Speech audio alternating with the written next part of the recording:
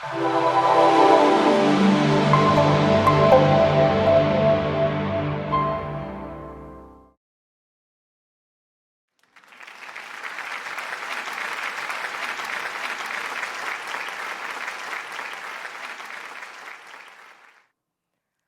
put my own father in prison. Before going into why and how I did that, I would like to explore with you the definition of hell. Suffering is very subjective. My hell may not be your hell, and yet it may cause you to experience an equal level of distress.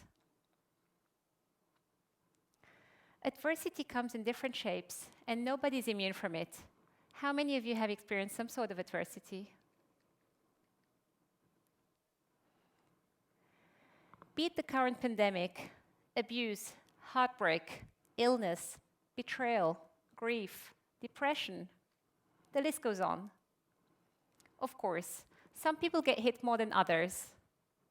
We all have different thresholds when it comes to our own hell. Only you can feel how much pain it causes you without judgment. I'll quickly run through my own hell and share with you the lessons I have extracted from it. I was born in Dubai and grew up in a small town by the River Moselle in Luxembourg. I am the second born and the first daughter in a family of 6 children.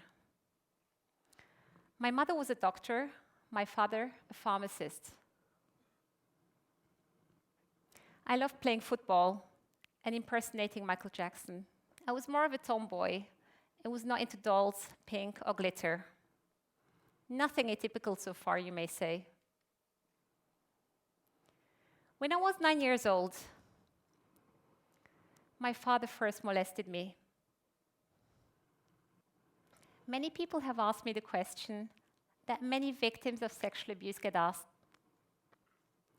Why did you not say something earlier? Let me try and answer that with a picture that many may be familiar with. That big, strong elephant is held with a simple rope at its back foot. When a man passed by, he was wondering why that big, strong elephant wasn't even trying to escape when it so easily could. Let me tell you why.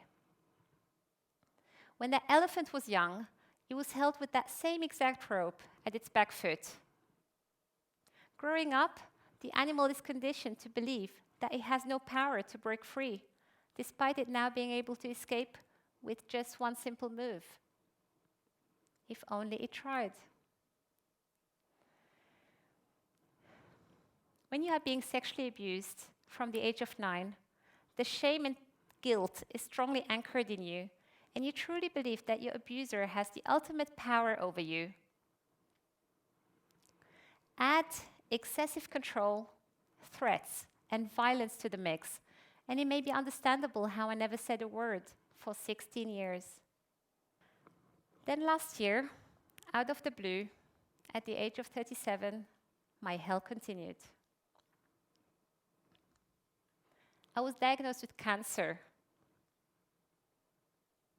The brutal announcement from my doctor, who was tearing up, included the words inoperable,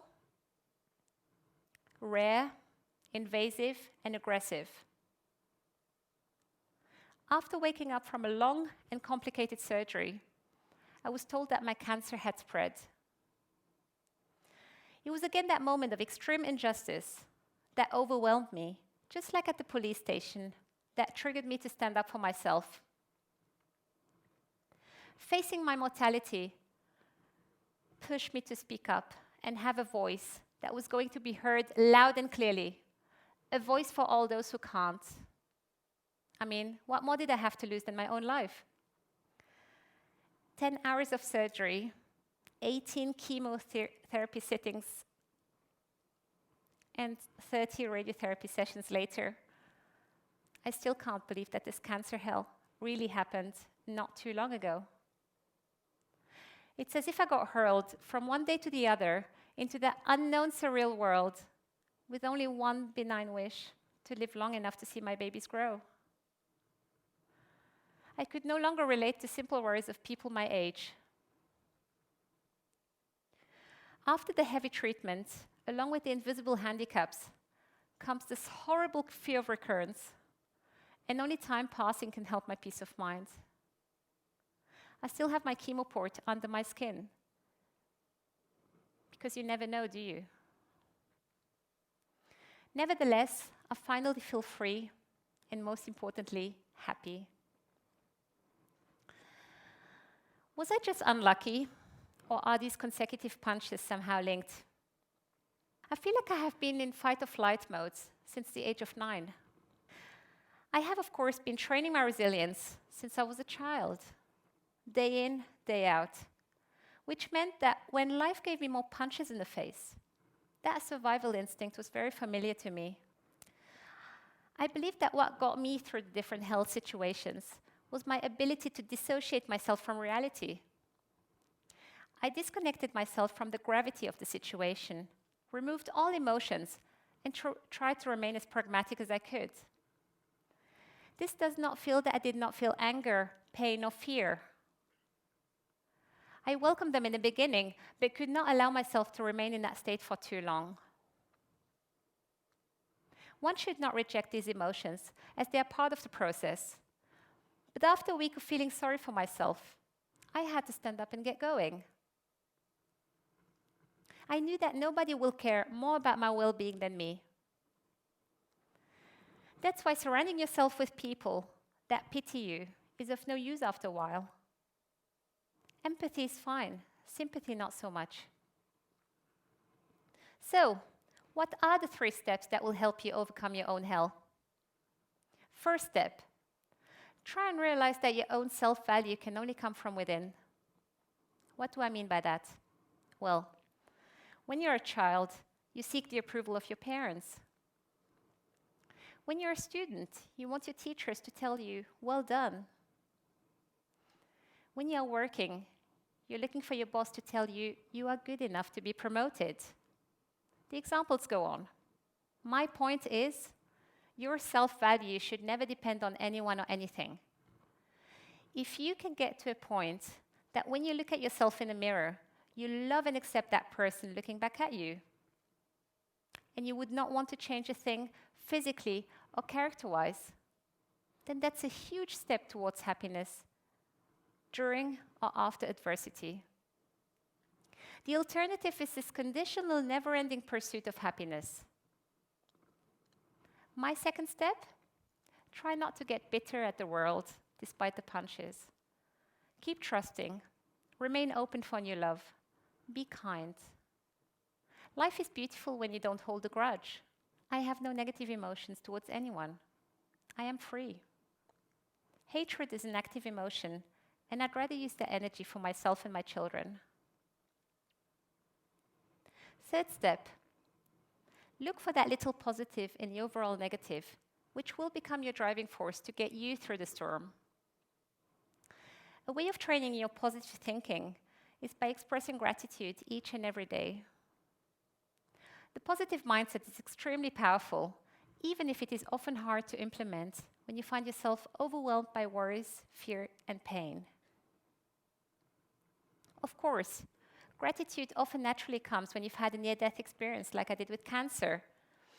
But even if your adversity is not directly threatening your very existence, if you can manage to see the positive in your negative every day, then that's a huge step towards happiness. I have definitely accumulated the labels over the years. The sexual abuse victim label, the divorced woman label, the single mom of many label, the cancer patient label. With all these labels comes stigmatization in our society, as they are perceived as weakness or failure. Today, I realize that actually, I have the choice to stand up tall and turn all these negative labels into an absolute superpower. So, you've heard my story, and people have told me, oh, Mary, you're really unlucky. Hell after hell after hell after hell. Well, if you ask me, I am the happiest girl on this planet because I am simply alive. We are all alive together, And adversities are inevitable. But you too can be happy after hell.